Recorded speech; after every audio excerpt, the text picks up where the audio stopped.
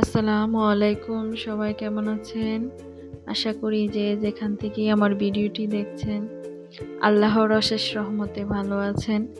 আমি আলহামদুলিল্লাহ ভালো। এই তো আজকে আরেকটি ব্লগ ভিডিও নিয়ে আসলাম আপনাদের মাঝে। আশা করি আপনাদের ভালো লাগবে। আর যদি ভালো লাগে প্লিজ একটা লাইক দিয়ে ভিডিওটি দেখা শুরু করবেন।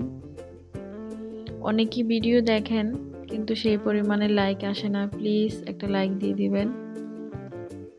এই তো আজকে ভাবলাম শীত যেহেতু চলেই আসছে, তাই রুমের জন্য পাতলা কম্বলে শেষ রাতে গিয়ে অনেক ঠান্ডা পড়ে, পাতলা কম্বলে হয় না। তারপর এই তো ভারী ভারী কম্বল নামিয়ে নিতেছি। আসলে শীত আসলেই বাক্সবন্দি কম্বলগুলা ছুটি পায়, মুক্ত আর কি, মুক্ত হয়। সারা বছরই আলমারিতে পড়ে থাকে এই ভারী কম্বলগুলা। যখন শীত আসে আমরা সবাই নামিয়ে নিই, সেজন্য একটু মজা করে বললাম আর কি। শীত আসলেই ভারী কম্বলের মুক্তি আলমারি থেকে। তারপরে তো আমি একটা কম্বল নামিয়ে নিছি, এটা ছেলের রুমের জন্য। নামিয়ে ছড়িয়ে দেখলাম, তারপর আরেকটা নামিয়ে নিছি, এটা হচ্ছে আমাদের রুমের জন্য। দুই রুমে যেহেতু থাকি, ছেলে এক রুমে আমরা এক রুমে, তাই দুইটা কম্বলই নামিয়ে নিলাম। এই তো এখন ছেলের রুমটা গুছিয়ে দিলাম সুন্দর করে। আর দেখুন, কম্বল নামাতে গিয়ে আমার আরেকটি মানে আবেগ অনুভূতি যাই বলেন সেটাই এগুলো।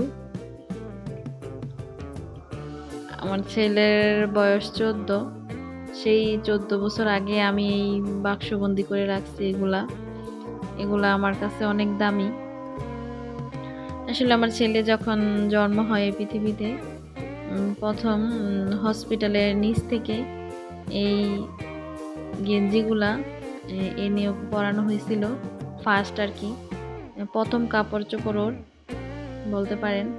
তো সেই জন্য আমি আর এগুলো ফেলি নাই, রেখে দিছি স্মৃতি হিসাবে, যে বড় হলে ওকে আমি দেখাবো তুমি কত ছোট ছিলে, দেখো কত ছোট ছোট পোশাক তোমার। মানে এগুলা দেখলে ওর সেই জন্মানোর ছোট্টবেলার কথা মনে করিয়ে দিবে। সেই জন্য এগুলো আমি রেখে দিছি স্মৃতি হিসাবে, খুব যত্ন করে। 14 বছর যাবত এই বাক্সেই আছে এগুলা। তারপর আজকে কম্বল নামাতে গিয়ে হঠাৎ করে দেখলাম বাক্সটা, তাই খুলে একটু আপনাদের মাঝে শেয়ার করলাম। অনেক ছোট, মানে আমার হাতের এক হাত এক গিব্বা আর কি, সেরকম গেঞ্জিগুলা ছোট ছোট। এই 3টা গেঞ্জি ওকে ফার্স্ট পরানো হয়েছিল, সেই জন্য আমি এগুলো রেখে দিছি, আমার কাছে ভালো লাগে তাই।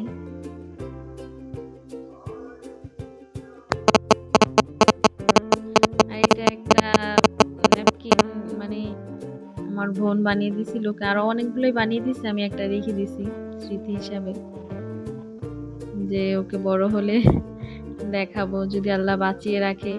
যদি কোনোদিন একদিন ছেলেকে বিয়ে দেই তখন বউকে দেখাবো, সেজন্য রেখে দিছি।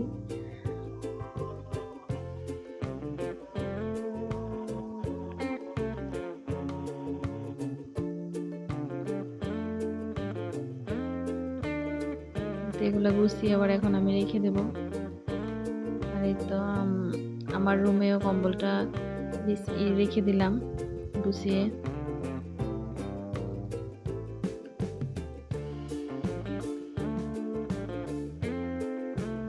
আর আজকে দেখেন, আমি আজকে রান্না বাড়া কিছুই শেয়ার করব না, ভাবতেছি ছাদে রান্না করব। ছাদে আমি আগে রান্না করতাম, কয়েক মাস রান্না করছিলাম, পরে আর রান্না করি না বৃষ্টির দিন আসার, বর্ষাকাল আসার পর থেকে। পরে ভাবতেছি যে ছাদে রান্না করব, সেই জন্য আজকে ছাদের উপরে আমার একটা চুলা আছে, মাটির চুলা। মাটি হলে ভুল হবে, ইট মাটি দুটোই মিক্স। আর দেখুন এই যে সিঁড়ির ঘরটা, যে সিঁড়ির ঘরে যেই ফাঁকা জায়গাটা থাকে সেখানে আমার লাকড়ি ভরা। এগুলো সব আমাদের নারকেল গাছের ডালা, তারপরে গাছের লাকড়িও আছে। এই যে আমার ছাদের চুলার অবস্থা দেখুন, অনেক দিন যাবত এটাতে রান্না করা হয় না, তাই ভাবলাম আজকে চুলাটা একটু মাটি দিয়ে লেপে সুন্দর করে লেপে দেই। আজ কালকে থেকে না পরশু থেকে রান্না করব ছাদে। আসলে মাটির চুলায় রান্না করতে ভালোই লাগে, কিন্তু যেই পরিমাণে কালি হয় সেটা হাতে লাগলে আর ভালো লাগে না। আসলে গ্যাসে রান্না করে অভ্যাস, যখন হঠাৎ করেই লাকড়ির চুলায় রান্না করি সেটা পাতিল হাতে ধরে ফেলি, তারপর দেখা যায় হাতেই লেগে যায় কালিগুলো সব, আর ওইগুলো উঠাতে গেলে অনেক ঝামেলা। এমনিতে ছাদে আমার সব কিছুই আছে, হাঁড়ি পাতিলও আছে, এগুলা আমি আগে যে রান্না করছি ওগুলার ঘরে নিয়ে নিই, এখানে একটা তাকের মধ্যে রেখে দিয়েছি। লাকড়ি সব কিছু এখানে আছে, তো পানির লাইন আছে, তো ভাবলাম ছাদে রান্না করব এখন যেহেতু বৃষ্টির দিন চলে গেছে। তারপর চুলাটাকে আমি লেপে পুচু পরিষ্কার করে তারপর নিচে এসে গোসল করে তো খাওয়া দাওয়া করতে বসলাম। আজকে পুঁটি মাছ মশমশা করে ভাজছি, শুকনো মরিচ, এই তো একটু সালাদও বানিয়েছি, তারপর আরেকটা তরকারি আছে, এগুলো দিয়ে আজকে খাওয়া দাওয়া করব। আর সবার কাছে একটা রিকোয়েস্ট, যদি আমার ভিডিওটি ভালো লাগে প্লিজ লাইক দিবেন। এই ধরনের ভিডিও দেখতে ভালো লাগলে অবশ্যই চ্যানেলটা সাবস্ক্রাইব করে আমার পাশে থেকে যেতে পারেন। সবাই ভালো থাকবেন, সুস্থ থাকবেন, আমার জন্য দোয়া করবেন। আজকে এই পর্যন্তই। আল্লাহ হাফেজ। আসসালামু আলাইকুম।